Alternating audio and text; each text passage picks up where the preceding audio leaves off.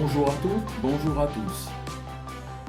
Bienvenue à notre rendez-vous dédié aux artistes et à notre patrimoine culturel.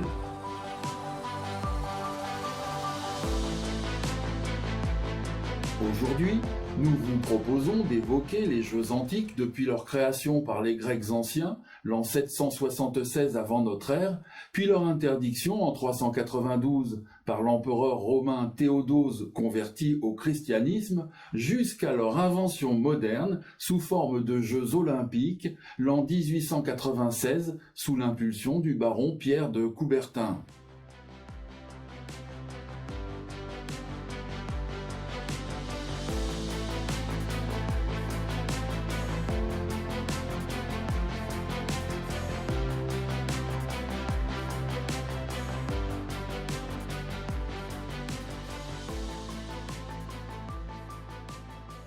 Quelle opinion faut-il donc adopter sur la gymnastique? Quelle autre, si ce n'est de la tenir pour une science formant une partie de la médecine? Philostrate l'Ancien, écrivain romain de langue grecque. Madame, Monsieur, nous vous souhaitons une agréable séance.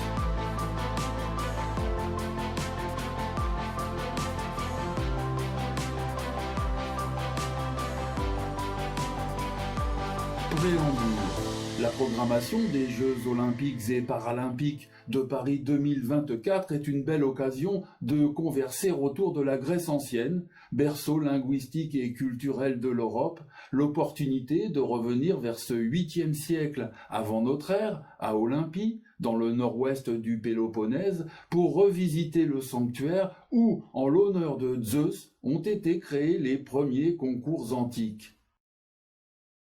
Vestige du temple de Zeus à Olympie.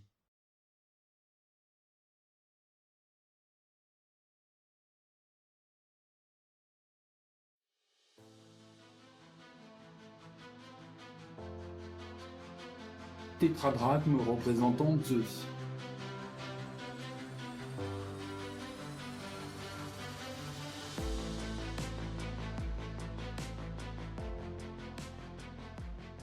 Car c'est ici, à Olympie, où dès le Xe siècle avant Jésus-Christ, l'on avait commencé à vouer un culte à Zeus et à son épouse Héra, là où les archéologues ont mis à jour les vestiges des installations sportives, telles le stade où l'on avait célébré les premières épreuves olympiques, là, parmi les temples, les portiques, les autels, les statues et autres 2000 œuvres d'art les plus précieuses du monde antique, que les Grecs ont fondé le concept de l'olympisme. Escalier du temple de Zeus à Olympie.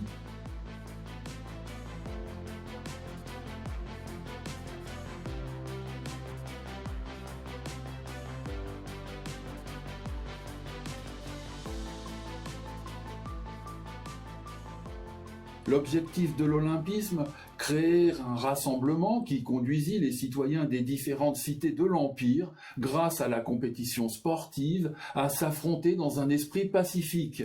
Les Grecs anciens escomptant ainsi gérer les conflits en différant le plus longtemps possible les guerres meurtrières. Guidés par cette quête de paix, les créateurs des Jeux antiques ont conçu la trêve sacrée, laquelle garantissait l'inviolabilité d'Olympie pendant le mois sacré des épreuves, puis un cessez-le-feu général. Les magistrats cessaient d'instruire et d'inculper, puis l'exécution des peines capitales était provisoirement suspendue.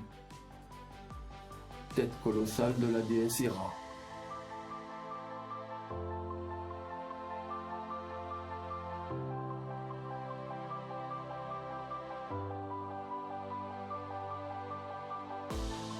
le temple d'Héra à Olympie.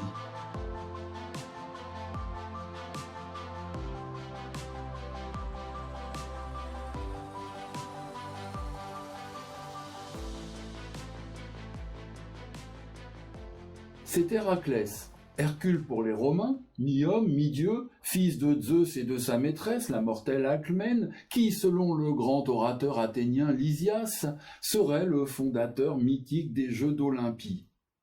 Héraclès vers 530 avant Jésus-Christ.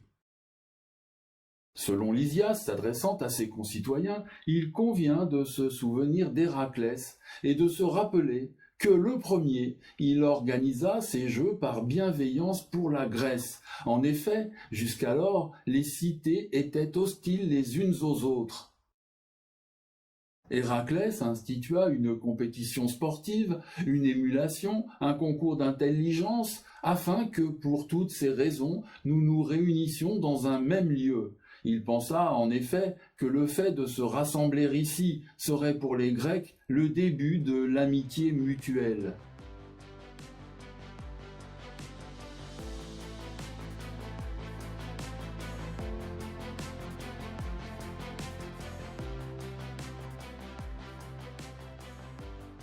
Outre la mythologie grecque, puis la légende, dans la réalité historique, la création officielle des Jeux est attestée l'an 776 avant notre ère, date à laquelle Coroibos, en latin Coreb Delis, est crédité avoir gagné la première course du stade. Au début des Jeux antiques, la course du stade était la seule épreuve disputée. Le champion, couronné de lauriers, devait avoir été le plus rapide, courant nu, sur cette épreuve de 2 fois 100 mètres, soit 600 fois la longueur du pied d'Héraclès. Vestige du stade antique d'Olympie.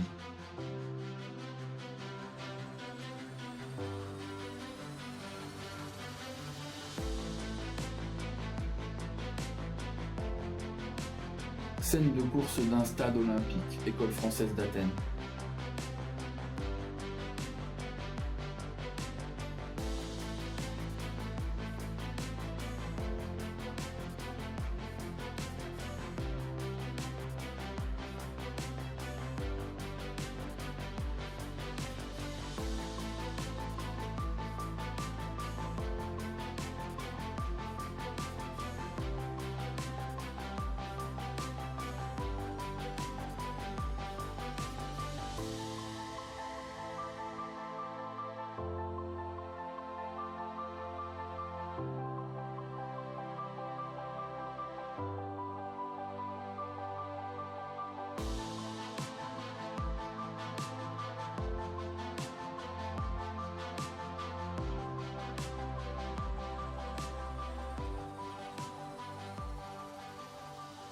Homère et les Jeux funèbres.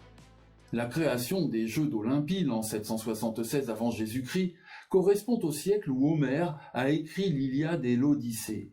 Qui était Homère ?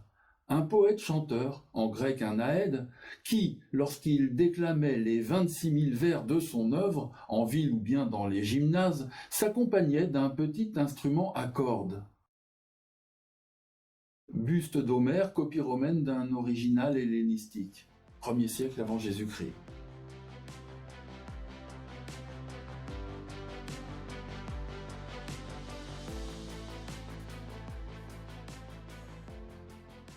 Avec ces deux œuvres fondatrices de la littérature grecque antique, car jusqu'ici les traditions collectées dans l'Iliade et l'Odyssée étaient transmises oralement, Homère nous aura offert les premiers récits de concours athlétiques, mais surtout indiqué qu'à l'origine, les spectacles sportifs avaient lieu dans le cadre sacré de funérailles.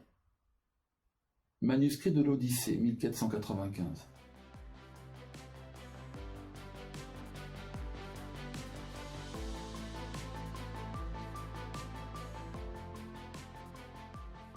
Selon Homère, auteur présumé de ces deux premiers chefs-d'œuvre de la littérature européenne, car peut-être ces deux grandes épopées sont-elles le récit de plusieurs écrivains réunis sous un seul nom, au commencement, on organisait des courses à pied dans le cadre de jeux funèbres. On courait pour rendre hommage à un défunt. après avoir festoyé auprès de la dépouille du disparu et brûlé son corps sur un grand bûcher, puis dansé et récupéré les ossements destinés au tombeau, on courait et l'on tirait à l'arc dans le cadre de compétitions funéraires assorties de prix et de récompenses. Ligne de l'Iliade d'Homère sur un morceau de vase brisé.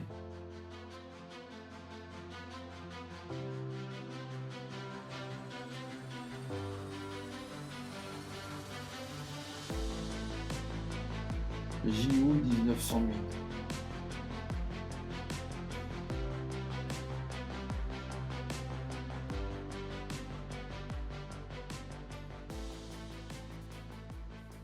Nous savions que les Jeux antiques étaient toujours organisés dans l'enceinte de sanctuaires, à chaque fois en l'honneur d'un dieu ou d'une déesse. Grâce à Homère, nous avons appris que lors de ces premiers grands rassemblements sportifs, qui, au cours des siècles, se seront sécularisés, on réalisait des courses de chars et des pugilats tels des rites funèbres pour accompagner, durant ces obsèques, une âme dans l'au-delà.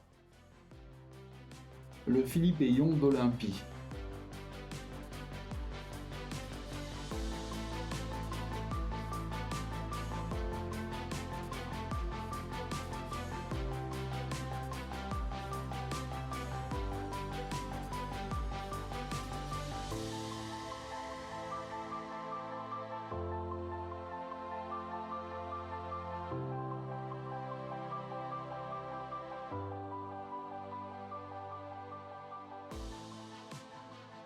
Dans le cycle troyen, Homère raconte les différents épisodes de la guerre de Troie, depuis l'enlèvement d'Hélène, épouse de Ménélas, roi de Sparte, par le Troyen Paris, jusqu'au retour d'Ulysse à Ithaque, 20 années plus tard, le roi retrouvant alors son épouse Pénélope et son fils Télémaque. Ulysse contemple les armes d'Achille, casque et armure, 1er siècle après Jésus-Christ.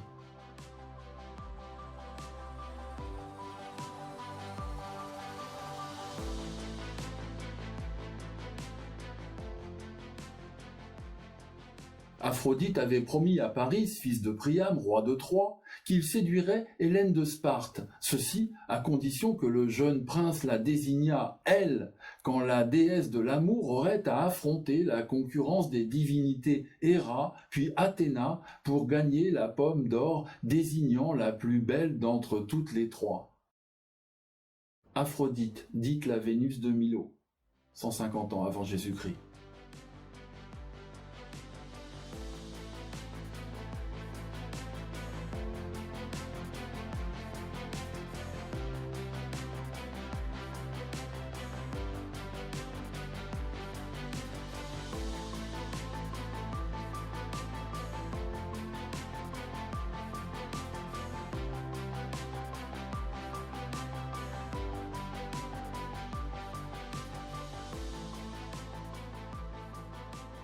Pour retrouver Hélène, son épouse légitime, et rétablir son honneur, Ménélas, humilié, bafoué, soutenu par son frère Agamemnon, aura levé une armée réunissant les forces d'une majorité de rois grecs, parmi lesquels Ulysse, puis l'appui du très puissant guerrier Achille, revêtu de son armure divine.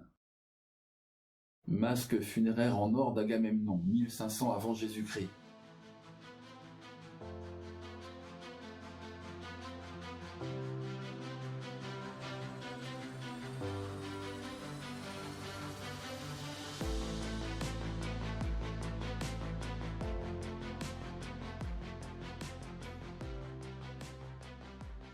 Sur une idée d'Ulysse, que l'on surnommait l'homme aux 1000 tours, Ménélas aura vaincu Troie après avoir pénétré le palais de Priam et Hécube, se cachant à l'intérieur d'un monumental cheval de bois avec ses guerriers.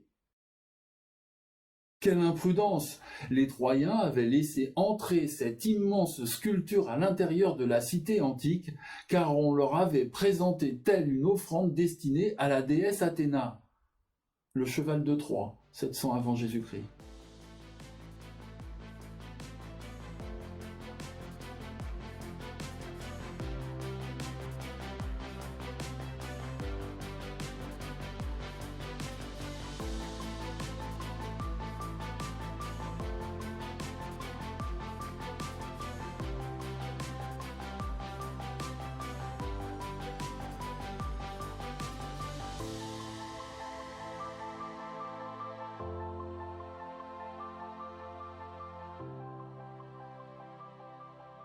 Lors de la guerre de Troie, Achille, aux mains tueuses d'hommes, a perdu Patrocle, son compagnon d'armes, aussi son amant selon Échille, lequel a été tué par Hector, le frère de Paris.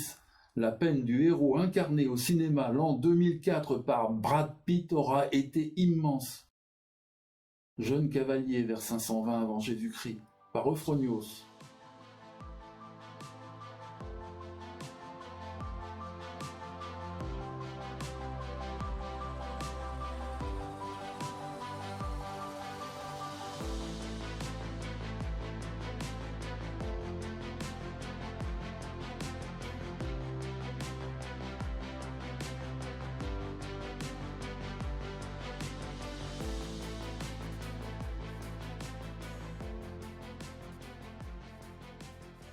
Dans le chant 23 de l'Iliade, Homère décrit les funérailles de Patrocle telles qu'elles ont été organisées par Achille. Le banquet funèbre, la crémation du corps, l'érection du tombeau, puis les courses de chars organisées en l'honneur de son compagnon le plus aimé.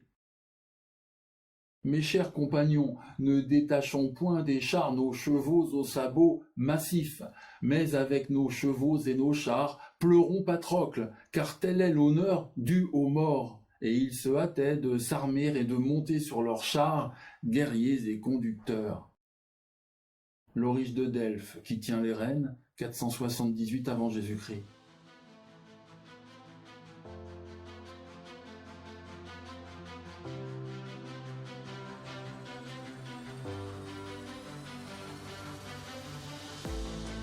Char au galop sculpté sur un tombeau, vers 400 avant Jésus-Christ.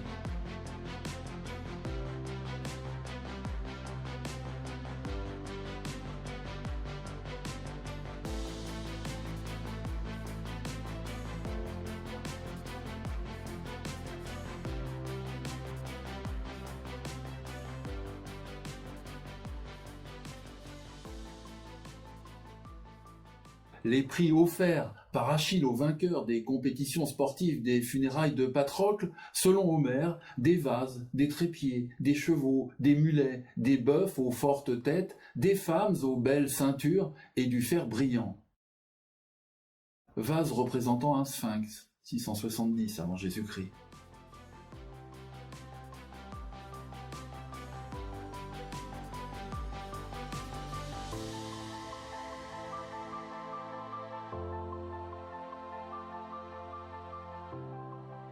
Humanisme. Un homme trop âgé pour participer aux épreuves aura quand même été récompensé par Achille. Reçois ce présent, et qu'il te soit un souvenir des funérailles de Patrocle. Je te donne ce prix que tu n'as point disputé, car tu ne combattras point, tu ne lutteras point, et tu ne courras point, car la lourde vieillesse t'accable.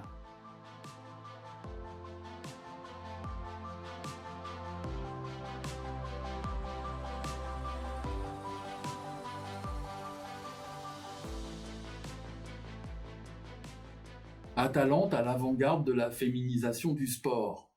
Durant plus d'un millénaire, dans la Grèce antique symbolisée par Olympie, le sport aura influencé la vie sociale, culturelle et religieuse de la cité. Ainsi, tous les hommes libres de cette époque, qu'ils fussent grecs ou bien barbares, étaient autorisés à assister aux épreuves, à l'exception des femmes et des esclaves. Copie romaine en marbre du discobole en bronze de Miron.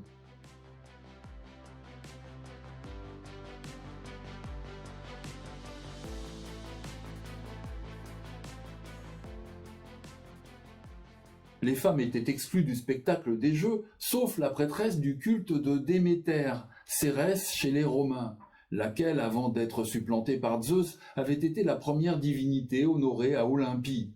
Ainsi, on se souvenait que la déesse avait appris aux humains à cultiver la terre, à semer puis à récolter le blé pour le transformer en pain. Pleureuse. Fragment d'une loutrophore attique à figure noire, 535 avant Jésus-Christ.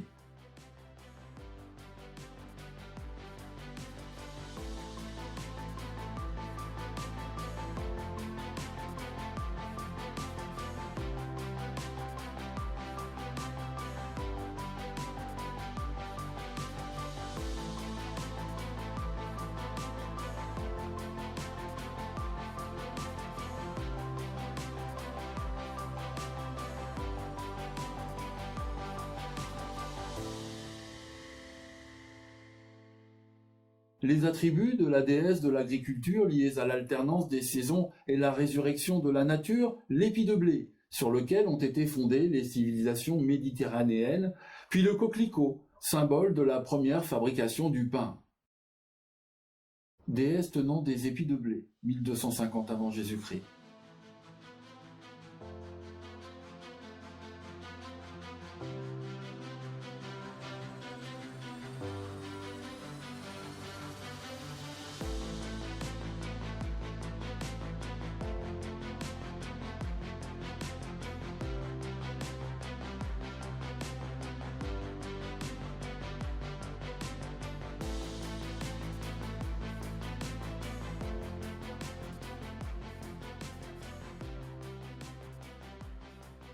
Et puis les jeux vont progressivement se propager dans toute la Grèce via les jeux panhelléniques se déroulant en dehors d'Olympie, à Delphes, Corinthe et Némée, plus tard à Rome.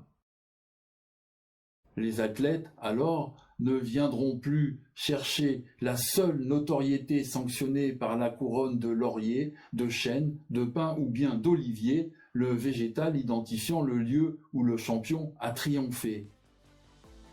Colonne du temple d'Apollon à Delphes.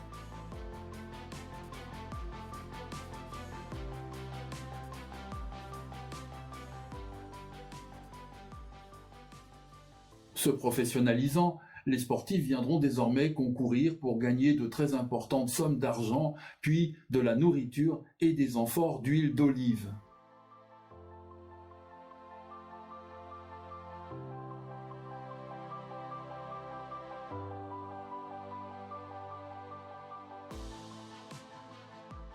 Honneur suprême, à l'issue des concours bientôt aussi organisés à Athènes, les amphores remises aux vainqueurs contiendront de l'huile issue des oliveraies sacrées de la déesse Athéna.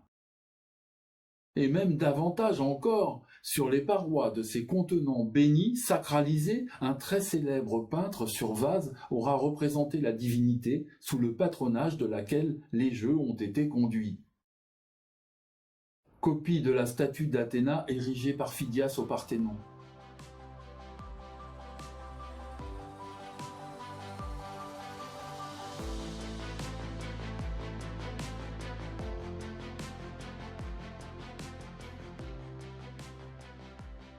Bien sûr, hormis la prêtresse dévouée à la mémoire de Déméter, seule autorisée à assister aux jeux de Zeus à Olympie, une femme aura osé transgresser l'interdit et passer outre la menace qui pesait sur les contrevenantes, soit une condamnation à la peine capitale.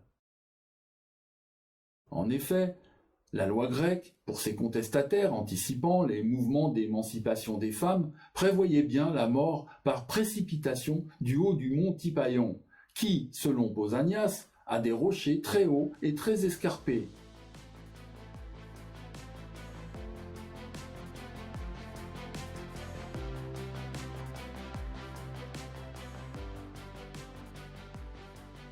Cette femme du 5e siècle avant notre ère, c'est Calipatera de Rhodes, dite Phérénikie, laquelle était issue d'une famille de prestigieux athlètes. Elle-même sportive avait eu 2 fils.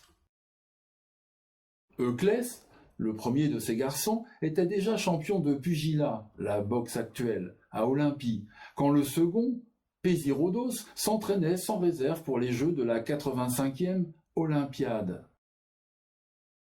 C'est alors que Diagoras, le conjoint de Calipatera et père de Pésirodos, le boxeur le plus célèbre de l'Antiquité, était subitement décédé, laissant l'athlète junior, son plus jeune fils, sans entraîneur. La mort de Diagoras de Rhodes, 1890, par Charles d'Evergne. Cette disparition avait conduit Calipatera à se travestir en homme pour prendre le rôle et emmener son cadet concourir à Olympie.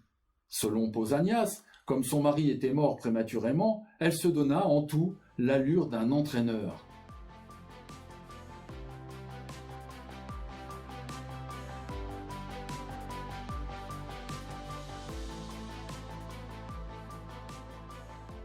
Victoire, quand Pésirodos avait triomphé, si heureuse de voir son fils l'emporter au point, qu'Alipatera avait enjambé la barrière la séparant de son jeune champion, perdant son manteau au passage, dévoilant ainsi aux yeux de tous sa nudité et la supercherie quant à son genre.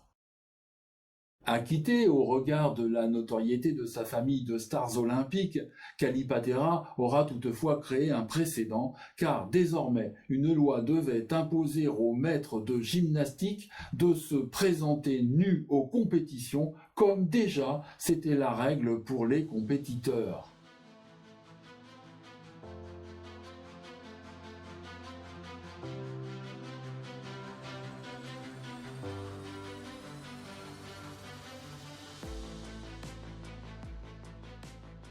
Exclus de la vie sociale, culturelle et politique de la Grèce ancienne, interdite d'accès et de participation aux Jeux d'Olympie, il serait toutefois inexact de dire que les femmes ne pratiquaient aucun sport. En effet, nombre d'entre elles, dans les classes sociales supérieures, couraient.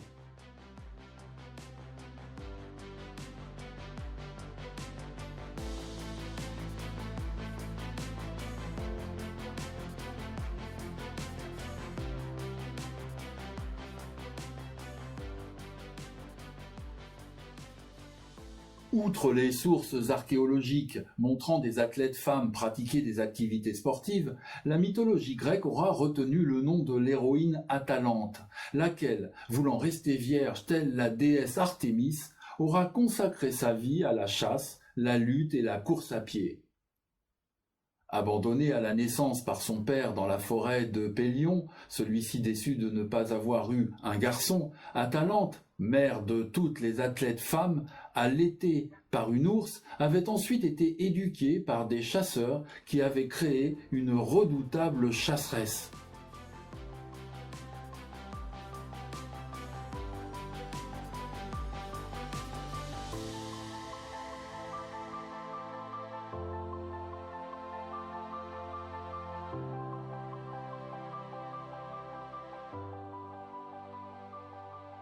Déterminée à jouir de son célibat et de la liberté de s'entraîner selon sa volonté, la jeune sportive aura consulté le dieu devin Apollon, lequel lui a délivré cet oracle.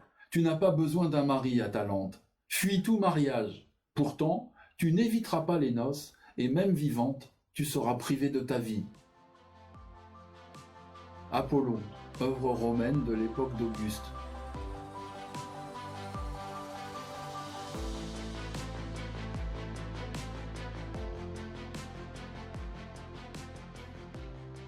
Esprit affûté et fort puissante musculature, évoluant toujours à demi nu, très érotique, Atalante, inspirée par Artémis, déesse de la chasteté, pour conserver sa liberté d'expression et d'action, a défié ses nombreux et encombrants prétendants, bien décidés à les éliminer.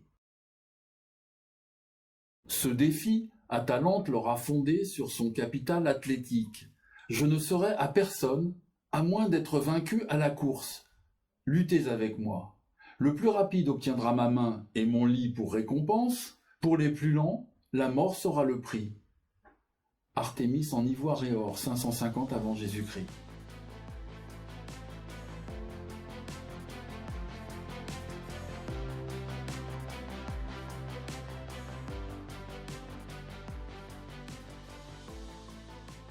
Aucun homme ne pouvant battre Atalante, la jeune sportive a créé un contre-modèle auquel les femmes de l'Antiquité en quête de droits civiques se sont identifiées.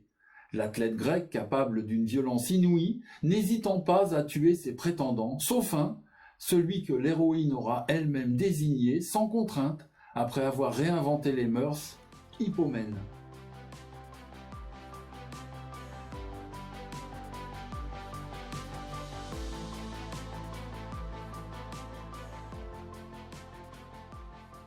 Théodose et l'interdiction des Jeux antiques l'an 392. Officiellement créés le 1er juillet de l'an 776 avant notre ère, les Jeux d'Olympie ont été interdits le 8 novembre 392 par l'empereur romain Théodose Ier. Le christianisme alors était devenu la religion de l'Empire romain, or les chefs de l'Église étaient hostiles aux jeux et aux spectacles. Théodose Ier, 388.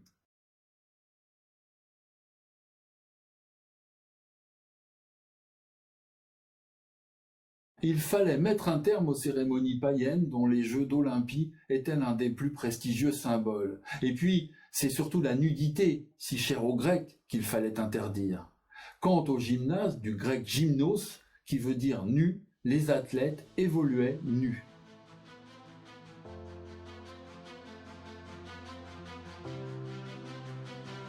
Héraclès tuant les oiseaux du lac Stymphale, 1909 par Bournel.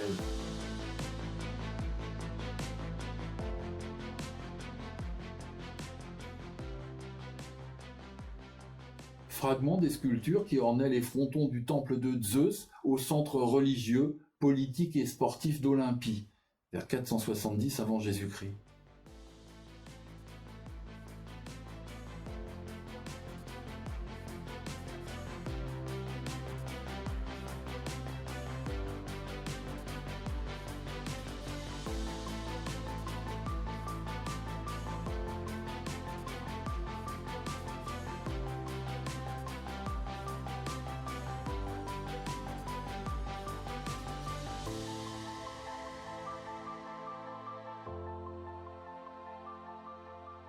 L'entraînement des jeunes athlètes était associé à une hygiène de vie liant la santé, la beauté du corps, puis l'art. Ainsi, placé au centre de la civilisation grecque, le gymnase était-il aussi le lieu où l'on organisait des concours de musique, de littérature, de philosophie.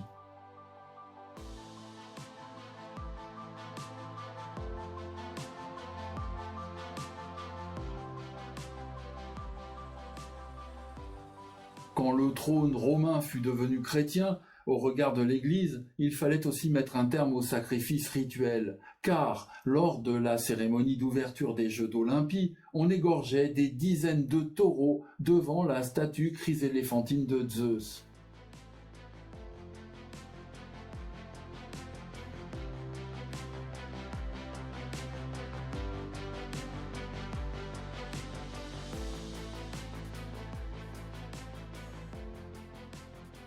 Conçue à Olympie par le sculpteur athénien Phidias, la statue monumentale de Zeus, jamais retrouvée, mesurait 12 mètres de hauteur.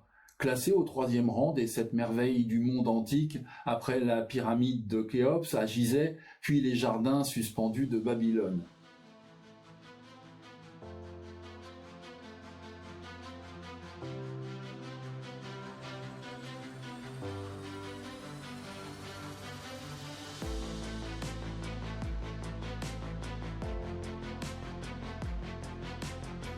La pyramide de Khéops, 2500 avant Jésus-Christ.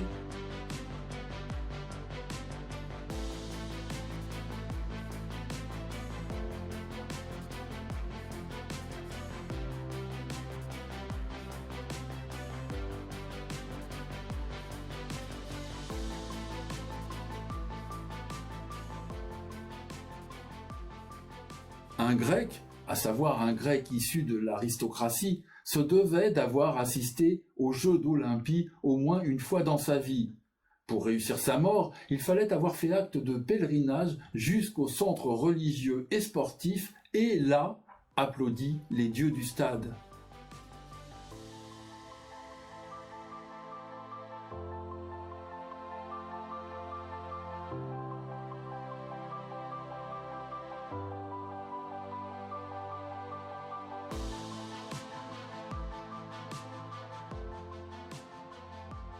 L'origine du nom d'Olympie pour désigner ce lieu sacré dédié à Zeus, où l'on créait des héros, il aura été décliné à partir du nom du mont Olympe, le sommet de la plus haute montagne de Grèce, de 1978 mètres, dans la mythologie grecque la résidence des dieux.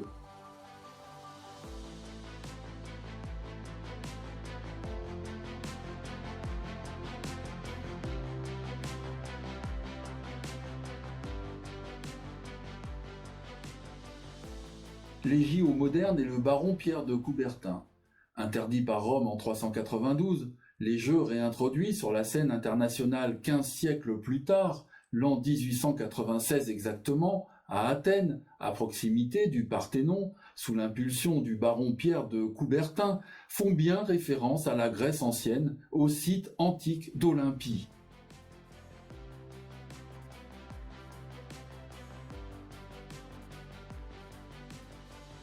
Cependant, sécularisés, laïcisés, les jeux modernes ne sont pas la simple répétition des concours antiques qui étaient toujours organisés à l'intérieur d'un sanctuaire en l'honneur d'une divinité. Ceci, malgré le fait que Pierre de Coubertin, considéré tel le père des JO modernes, fut souvent présenté tel le grand prêtre de la religion sportive. Le Parthénon, Athènes.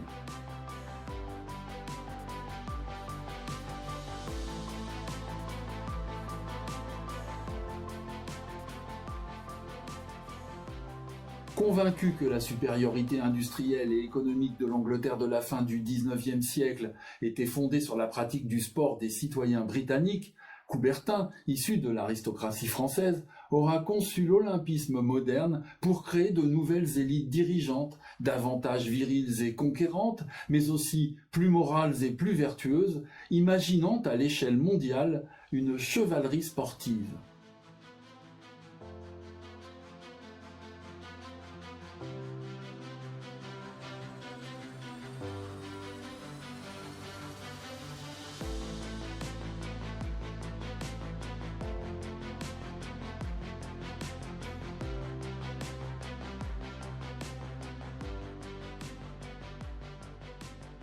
Si les Grecs anciens avaient établi un lien entre la beauté physique et la puissance mentale, et même la bonne santé, Pierre de Coubertin, défenseur des humanités classiques et modernes, soutenait la nécessité d'un juste équilibre entre les compétences intellectuelles et les facultés corporelles, militant afin que l'on introduisit l'éducation athlétique au centre du système éducatif français.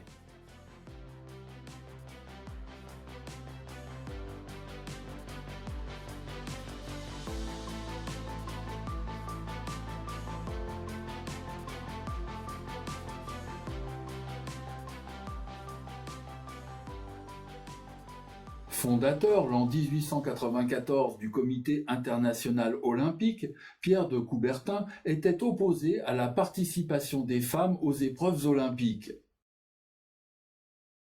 Pour la première fois, avec les Jeux olympiques de Paris 2024, parmi les 10 500 athlètes qualifiés, on aura observé une stricte parité entre les femmes et les hommes. Madame, Monsieur, merci pour votre attention. À très bientôt.